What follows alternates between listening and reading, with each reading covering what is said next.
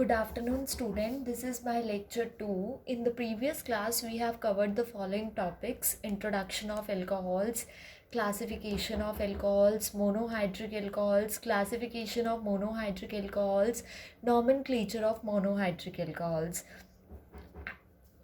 In nomenclature of monohydric alcohols, we have studied common naming, IUPAC naming, and the carbinol naming. According to common naming, I have used some terms like iso, neo, and I have explained you these terms. What does iso mean and what does neo mean? So what actually iso means? Iso means if there are two methyl group present at the second last carbon, then it is iso group. ठीक है. तो and what does neo mean? If there are three methyl group present at the second last carbon, then that group is known as neo group. तो अब आप ये example देखो, मैंने आपको समझाना था कि IUPAC के अकॉर्डिंग हम सेकेंड लास्ट कार्बन कैसे सिलेक्ट करेंगे. फॉर एग्जाम्पल हमारे पास ये एक स्ट्रक्चर है, कंपाउंड है. इसमें हमने क्या करना है कि आपने सबसे पहले लॉन्गेस्ट चेन सेलेक्ट करनी है. लॉन्गेस्ट चेन सेलेक्ट करने के बाद आपने ऑब्जर्व करना है कि सेकेंड लास्ट कार्बन कौन सा है. अब ये लास्ट कार्बन है तो उससे जो प्रीवियस वन होगा वो सेकेंड लास्ट होगा. और अब आप इस सेकेंड लास्ट कार्बन को देखो, इस पर कितने ग्रुप लगे हैं, कितने मिथाइल ग्रुप लगे हैं. 2 मिथाइल ग्रुप लगे हैं. इसका मतलब अगर सेकेंड लास्ट कार्बन पर 2 मिथाइल ग्रुप है, that means it is an iso group. तो इसको हम क्या लिखेंगे? आइसो. और जब भी आप कॉमन नेमिंग करते हैं तो टोटल कार्बन काउंट करते हैं. आइसो ब्यूटाइल OH की वजह से एल्कोहल. इसी तरह अगर आपके पास ये ग्रुप है, इस ग्रुप में हमने क्या करना है, सबसे पहले पेरेंट चेन सेलेक्ट करनी है. उसके बाद now we'll observe this carbon. This is the second last carbon and it contains 3 methyl group. That is 3 methyl groups are directly attached to the second last carbon. If 3 methyl groups are directly attached to the second last carbon, then this group is known as neo and total carbons are 5, the neopentyl alcohol. तो ऐसे आपने neo और iso को पहचानना है. But ऐसा ज़रूरी नहीं है ऑलवेज. ये तो कोइंसिडेंस है कि जो सेकंड कार्बन है वही सेकंड लास्ट कार्बन है, इधर भी सेकंड कार्बन है, सेकंड लास्ट कार्बन है. जब आप आइसो हेक्साइल ग्रुप देखोगे या फिर आइसो नियो हेक्साइल ग्रुप देखोगे तो सेकंड कार्बन सेकंड लास्ट नहीं होगा, तब आपको अलग ऑब्जर्वेशन होगी. तो ये आपके लिए होमवर्क है कि आपने ऑब्जर्व करना है कि आइसो हेक्साइल कैसा होता है. तो यहाँ पर मैं आपको कुछ एग्जाम्पल्स दे रही हूँ, कुछ क्वेश्चंस दे रही हूँ जो कि आपने प्रैक्टिस करनी है. इन क्वेश्चंस की आपने IUPAC नेमिंग लिखनी है और इन क्वेश्चंस के लिए आपने स्ट्रक्चर ड्रॉ करना है. ये मैंने IUPAC नेमिंग और कॉमन नेमिंग लिखी है, तो आपने इनके लिए क्या करना है, स्ट्रक्चर्स ड्रॉ करने हैं. तो ये आपके लिए होमवर्क है. Now will start with the methods of preparation of monohydric alcohols. We must know what are the methods of preparation of monohydric alcohol. We can prepare monohydric alcohol by 3 methods. First is the reduction of aldehydes and ketone. Second is reduction of carboxylic acid, and third is the reduction of esters. Now, reduction of aldehydes and ketones can be done by 3 methods. First is catalytic hydrogenation, second is with metal hydride, and third is Mervin-Pondroff-Verlet reduction reaction. हम इसको MPV reaction भी बोल देते हैं direct, that is MPV reaction. Reduction of carboxylic acid is done by lithium aluminum hydride and sodium borohydride. Diborane and lithium aluminum hydride, that will explain only in the reactions. Then there is a reduction of ester. Reduction of ester can be done by 3 methods, that is Boviol-Blanc reduction reaction, reduction with lithium aluminum hydride, and third one is the catalytic hydrogenation. Now first we'll start with reduction of aldehydes and ketones. You have already studied reduction of aldehydes and ketones in your 12th class. So first method will select catalytic hydrogenation. So how aldehydes and ketones can be reduced via catalytic hydrogenation? What do you understand by the term catalytic hydrogenation? Catalytic hydrogenation means addition of hydrogen in the presence of catalyst. That catalyst can be निकल. Catalyst जो ले सकते हैं आप वो ले सकते हो nickel, platinum, palladium. So these are the catalyst which we can use for the reduction of aldehydes and ketones with hydrogen. ठीक है. तो अगर आप यहाँ पर एल्डिहाइड ले रहे हैं, एल्डिहाइड में हाइड्रोजन की एडिशन कराते हैं इन द प्रेजेंस ऑफ निकल, तो आपको हमेशा याद रखना है, देखो ये C एस सच, R एस सच, H एस सच, जो O होता है उसके साथ H लग जाता है और यहाँ पर एक H ग्रुप एक्स्ट्रा लग जाता है.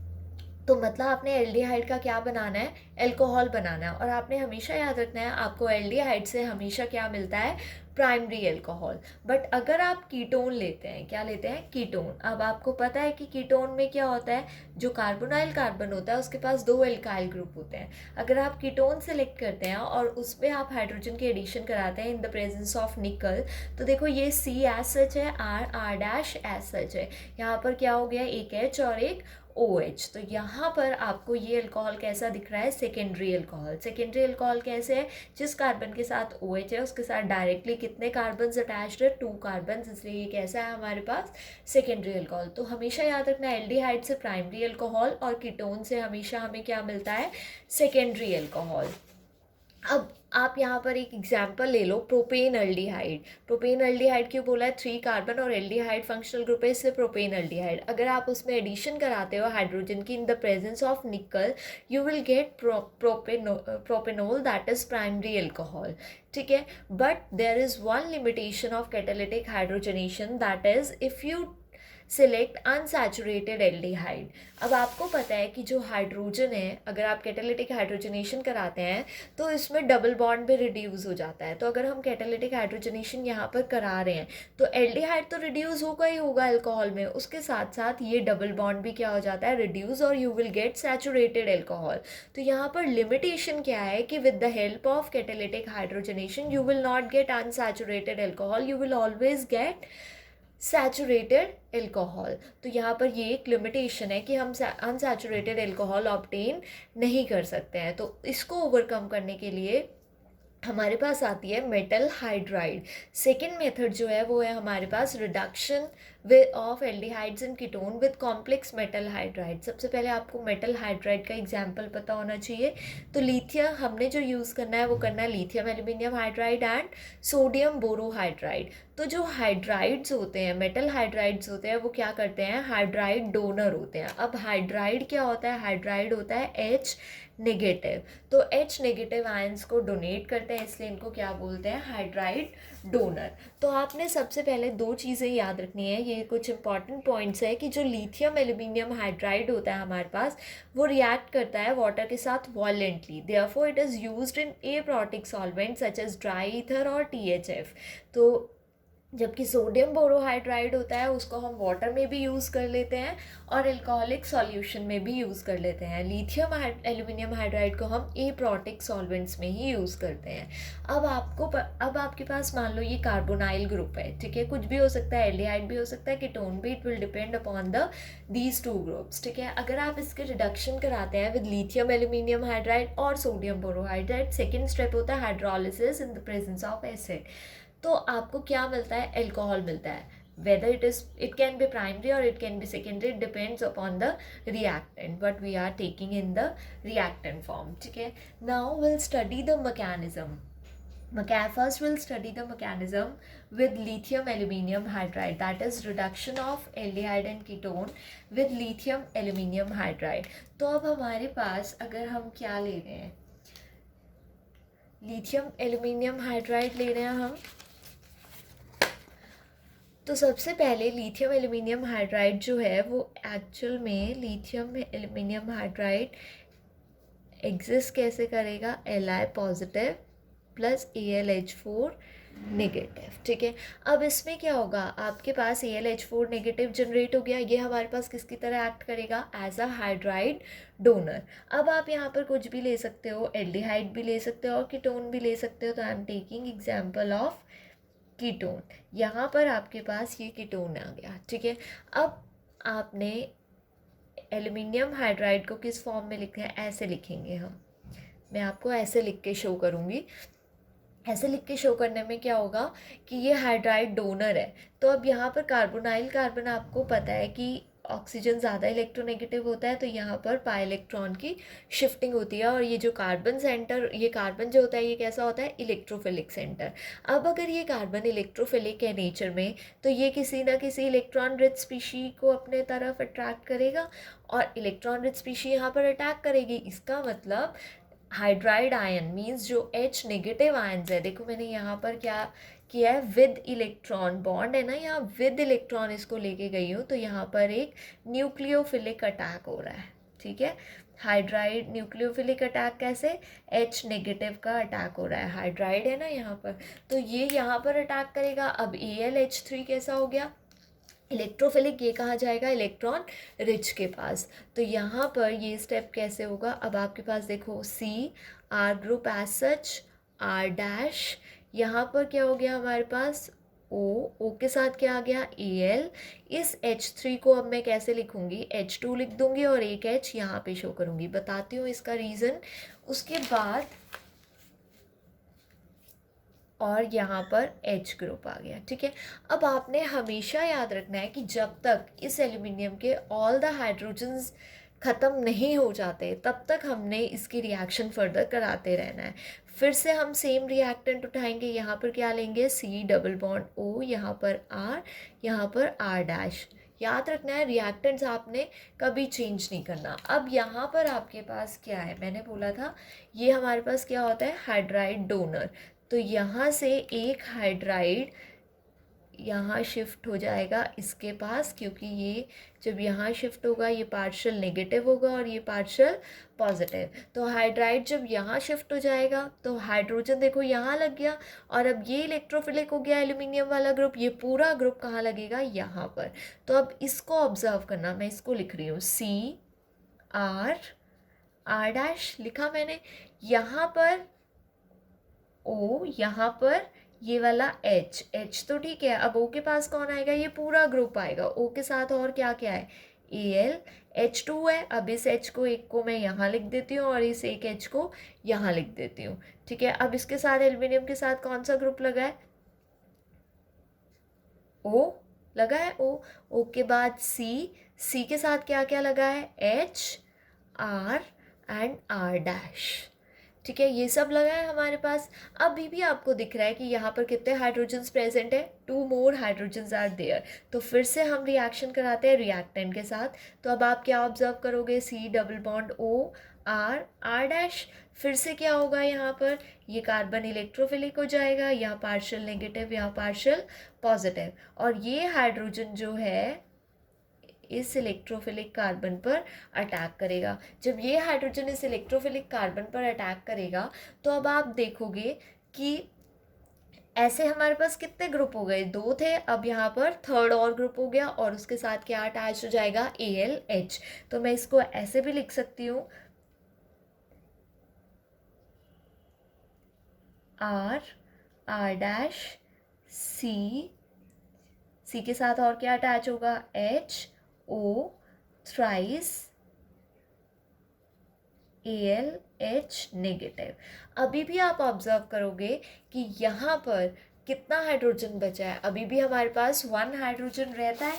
अब एक हाइड्रोजन रहता है तो इसका मतलब हम फर्दर किससे रिएक्शन कराएंगे, इसकी with reactant, that is C double bond O, R dash के साथ रिएक्शन कराएंगे। फिर से यहाँ पर क्या होगा, हमारे पास इलेक्ट्रॉन शिफ्ट होंगे, पार्शियल नेगेटिव पार्शियल पॉजिटिव, और यहाँ से ये हाइड्राइड फिर से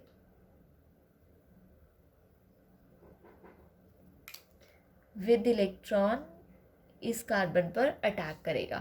तो हमारे पास यहाँ पर अब क्या आ जाएगा, R डैश, CHO, 4 ग्रुप्स हो गए अब हमारे पास, और Al नेगेटिव। फिर हम लास्ट में यहाँ पर कराएंगे hydrolysis in the presence of acid, that is H3O plus. जब यहाँ पर आप H3O+ ले रहे हो तो ये O नेगेटिव बन के बाहर जाएगा, यहाँ पर क्या ग्रुप आ जाएगा, H। तो यहाँ पर हमारे पास 4 आ जाएंगे, 4 मोल्स आ जाएंगे, R डैश, CH तो एज सच रहा, O के साथ क्या लग जाएगा, H ग्रुप। अब H3O पॉजिटिव है, अटैक तो H पॉजिटिव OH नेगेटिव का ही होगा, H पॉजिटिव तो यूज़ हो गया यहाँ पर, अब बचा OH नेगेटिव, और यहाँ पर हमारे पास OH नेगेटिव लग जाएगा एल्यूमिनियम के साथ, और हमारे पास आ जाएगा AlOH थ्राइस। तो ये है आपके पास मैकेनिज़्म। अब आप देखो हमने क्या लिया था, कीटोन से स्टार्ट किया था, तो हमारे पास यहाँ पर लास्ट में क्या आ गया है, सेकेंडरी एल्कोहल, ठीक है। तो सेम मैकेनिज्म है with sodium borohydride. Sodium borohydride के साथ आपने क्या करना है, सेम मैकेनिज्म है, बस आप यहाँ पर हम एल्यूमिनियम हाइड्राइड की जगह क्या लेंगे, सोडियम बोरोहाइड्राइड, जो कि कैसे एग्जिस्ट करेगा, Na positive plus BH4 negative. अब यहाँ पर हाइड्राइड डोनर कौन है, BH4 नेगेटिव, वो अटैक करेगा तो हमारे पास क्या आएगा, एल्डिहाइड या कीटोन से अल्कोहल मिलेगा। ठीक है, नेक्स्ट है आपके पास इम्पॉर्टेंट पॉइंट्स है जो कि आपने याद रखने हैं। जब भी आपके पास आइसोलेटेड डबल बॉन्ड होगा, what do you mean by isolated double bond in aldehyde functional group या फिर ketone functional group, it means that double bond and the ketone functional group, that is carbonyl carbon, and the double bond should be separated by more than one single bond. अगर एक से ज़्यादा single bond आ रहे हैं इन दोनों के बीच में, that means it is an isolated double bond. तो अगर आप आइसोलेटेड डबल बॉन्ड लेते हैं और आप क्या ले रहे हैं, reducing agent lithium aluminium hydride और सोडियम बोरोहाइड्राइड, तो आपको क्या मिलेगा, डबल बॉन्ड रिड्यूस नहीं होगा, सिर्फ क्या रिड्यूस होगा, एल्डिहाइड, तो आपको अनसैचुरेटेड अल्कोहल मिल जाएगा। तो ये एक लिमिटेशन ख़त्म हो गई है जो हमने वहाँ देखी थी हाइड्रोजन के केस में। वहाँ पर डबल बॉन्ड भी रिड्यूस हो रहा था, बट यहाँ पर डबल बॉन्ड रिड्यूस नहीं होगा। अगर हमारे पास alpha beta unsaturated carbonyl group है, क्या है, alpha beta unsaturated carbonyl group. Alpha beta unsaturated मतलब डबल बॉन्ड किस में है हमारे पास, कॉन्जुगेशन में है। ये हमारे पास आइसोलेटेड डबल बॉन्ड था, बट यहाँ पर हमारे पास डबल बॉन्ड कैसे है, कॉन्जुगेशन में है। अगर आपके पास डबल बॉन्ड कॉन्जुगेशन में है और आप क्या ले रहे हो, सोडियम बोरोहाइड्राइड, तो ये क्या करेगा, ये डबल बॉन्ड को रिड्यूस नहीं करेगा, सिर्फ एल्डिहाइड ग्रुप को रिड्यूस करेगा और आपको क्या देगा, अल्कोहल देगा। बट अगर आप अल्फ़ा बीटा अनसैचुरेटेड ही ले रहे हैं और यहाँ पर क्या ले रहे हैं, लिथियम एल्यूमिनियम हाइड्राइड, तो ये डबल बॉन्ड को भी रिड्यूस कर देगा और एल्डिहाइड को भी रिड्यूस कर देगा। इसका मतलब सिलेक्टिव रिड्यूसिंग एजेंट कौन हुआ, सिलेक्टिव मतलब जो पर्टिकुलर सिलेक्टेड फंक्शनल ग्रुप को ही रिड्यूस करता है। तो NaBH4 ने क्या किया, सिर्फ एल्डिहाइड को किया, डबल बॉन्ड को नहीं किया, इसने दोनों को कर दिया। इसका मतलब मोर सिलेक्टिव कौन है, sodium borohydride. Therefore sodium borohydride is less vigorous and more selective. ये विग्रसली रिएक्ट करता है इसलिए इसने दोनों को रिड्यूस कर दिया। ये लेस विग्रस है और मोर क्या है, सिलेक्टिव है। अब आपके पास एक टर्म आती है रीजियो सिलेक्टिव रिएजेंट, वो आपको पता होना चाहिए कि रीजियो सिलेक्टिव रिएजेंट क्या होते हैं। Reagents which attacks only one functional group and not the other which is also present is called regioselective reagent. What does it mean? कि जो सिर्फ एक फंक्शनल ग्रुप को रिड्यूस करते हैं, दूसरे को रिड्यूस नहीं करते, जबकि दूसरा प्रेजेंट भी होता है फिर भी वो दूसरे को रिड्यूस नहीं करते, सिर्फ एक को ही रिड्यूस करते हैं, ऐसे रिएजेंट को हम क्या बोलते हैं, रीजियोसेलेक्टिव रिएजेंट। तो यहाँ पर सोडियम बोरोहाइड्राइड कैसा है, रीजियोसेलेक्टिव रिएजेंट है हमारे पास। ठीक है, तो ये इंपॉर्टेंट पॉइंट्स हैं जो कि आपको याद रखने हैं। नेक्स्ट आता है आपके पास third step is the Meerwein Ponndorf Verley reduction reaction. ठीक है, Meerwein Ponndorf Verley reduction reaction एक इम्पॉर्टेंट रिएक्शन है। ये दोनों रिएक्शन बहुत इंपॉर्टेंट है with lithium aluminium hydride sodium borohydride and the MPV reaction. तो मर्विन पॉन्ड्रोफ रिडक्शन रिएक्शन होती क्या है, it is commonly use for the reduction of ketones to secondary alcohol. Ketones to secondary alcohol के लिए commonly use होती है ये reaction, but इससे एल्डिहाइड ग्रुप भी रिड्यूस कर सकते हो आप। ठीक है, this reaction is carried out by heating a ketone with aluminium आइसोप्रोपोक्साइड। आपने रिएजेंट्स याद रखने हैं, कीटोन को आपने रिड्यूस करना है with aluminium आइसोप्रोपोक्साइड in the presence of isopropyl alcohol. ठीक है, ketone is reduced to secondary alcohol and isopropyl alcohol is oxidized to acetone। isopropyl alcohol क्या हो जाता है, ऑक्सीडाइज हो जाता है, और कीटोन क्या हो जाता है, रिड्यूस हो जाता है। Now acetone is distilled of acid. अभी आप रिएक्शन देखो, सबसे पहले तो देखो आपके पास हमने क्या लिया, कीटोन। ठीक है, कीटोन ग्रुप है ये कि आइसोप्रोपाइल अल्कोहल, आपको पता होना चाहिए कि आइसोप्रोपाइल अल्कोहल, तभी मैंने आपको कुछ टर्म समझाई थी। आइसो सेकेंड लास्ट कार्बन पर 2 methyl alcohol, sorry second last carbon पर 2 मिथाइल ग्रुप और टोटल कार्बन 3 इसलिए प्रोपाइल, आइसोप्रोपाइल अल्कोहल। एल्यूमिनियम आइसोप्रोपोक्साइड, ठीक है, एल्यूमिनियम आइसोप्रोपॉक्साइड, यहाँ पर 3 ग्रुप्स आएंगे, एल्यूमिनियम आइसोप्रोपॉक्साइड। फिर अब आपको क्या दिख रहा है यहाँ पर कि कीटोन जो है वो रिड्यूस हो गया सेकेंडरी अल्कोहल में। कीटोन से आपको क्या मिला, देखो R⁻CHOH सेकेंडरी अल्कोहल, और यहाँ पर आपके पास क्या आइसोप्रोपाइल अल्कोहल, उससे आपको क्या मिला है, एसीटोन। ठीक है, अब हम इस रिएक्शन का मैकेनिज्म पढ़ते हैं जो कि बहुत इम्पॉर्टेंट है।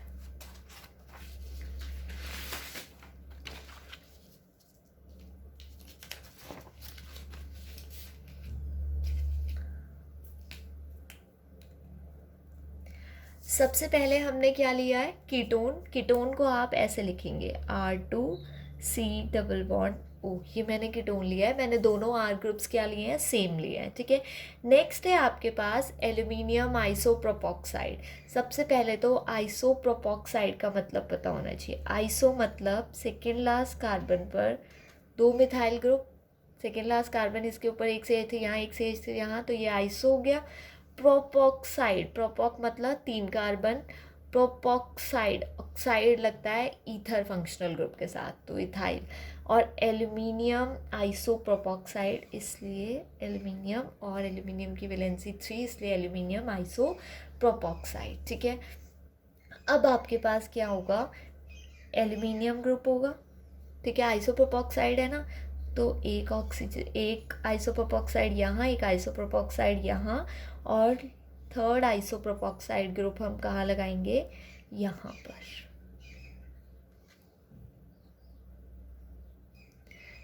ठीक है, आइसोप्रोपॉक्साइड यही है।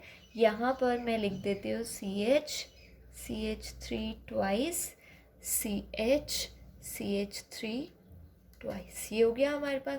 अब आपने अभी थोड़ी देर पहले पढ़ा था कि जो कार्बोनाइल कार्बन होते हैं उन पे न्यूक्लियोफिलिक अटैक इजी होता है, क्योंकि कार्बन जो है वो इलेक्ट्रोफिलिक सेंटर होता है।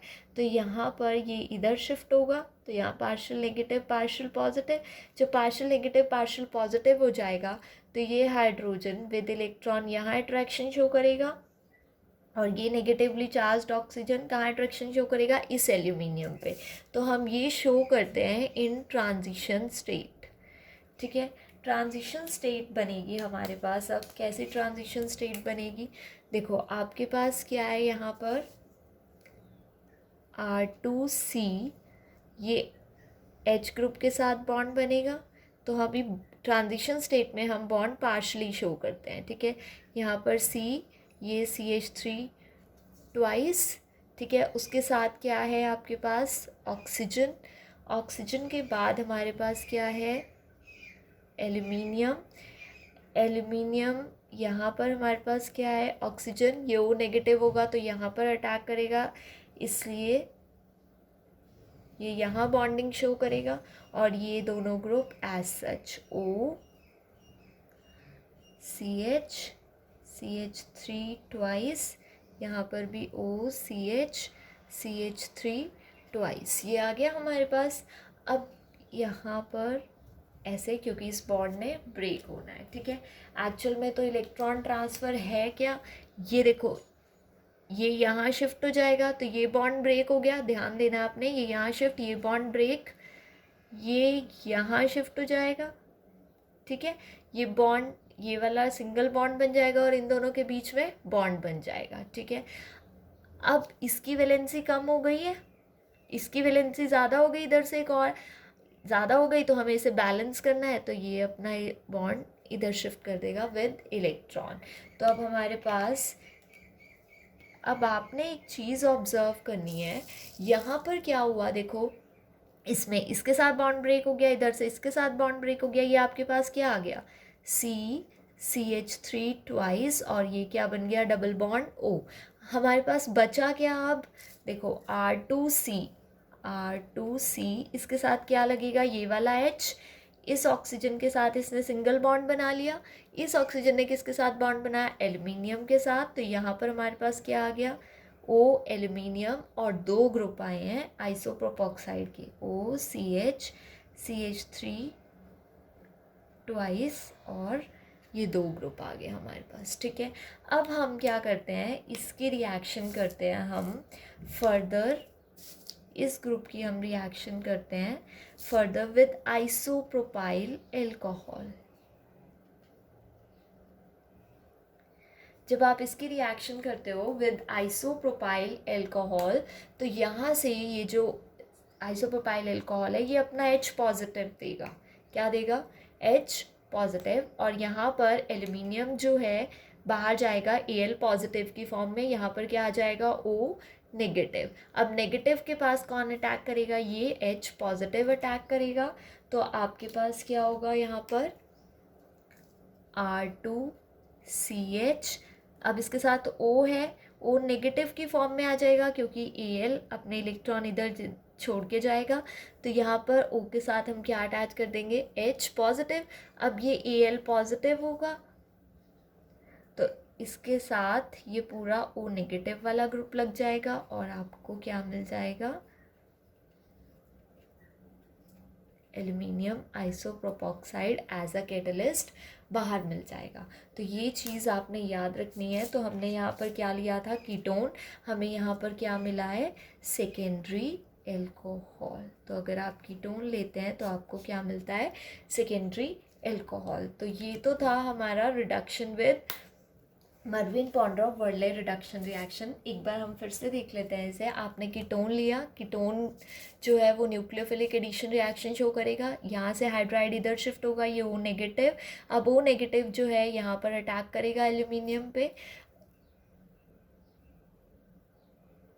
एल्यूमिनियम पे अटैक करने के बाद हमारे पास ये चीज़ यहाँ पर ट्रांजिशन स्टेट एग्जिस्ट करेगी। ट्रांजिशन स्टेट बनने के बाद यहाँ पर ट्रांसफ़र ऑफ इलेक्ट्रॉन हम यहाँ पर ज़्यादा इजीली शो कर रहे हैं, तो यहाँ क्लियरली शो कर रहे हैं। तो ये बॉन्ड यहाँ शिफ्ट, ये यहाँ शिफ्ट, और यहाँ यहाँ देखो आप सभी बॉन्ड ब्रेक हो जाते हैं, इधर से ये, इधर से ये। तो ये एक ग्रुप बचता है C∼CH3 ट्वाइस, और यहाँ पर ये पूरा ग्रुप बचता है हमारे पास। इसको हम लिख देते हैं। फिर हम इसकी रिएक्शन कराते हैं विद आइसोप्रोपाइल एल्कोहल। आपने हमेशा याद रखना है ये O नेगेटिव देगा, ये H पॉजिटिव, यहाँ पर ये नेगेटिव की तरह एग्जिस्ट करेगा, पॉजिटिव की तरह।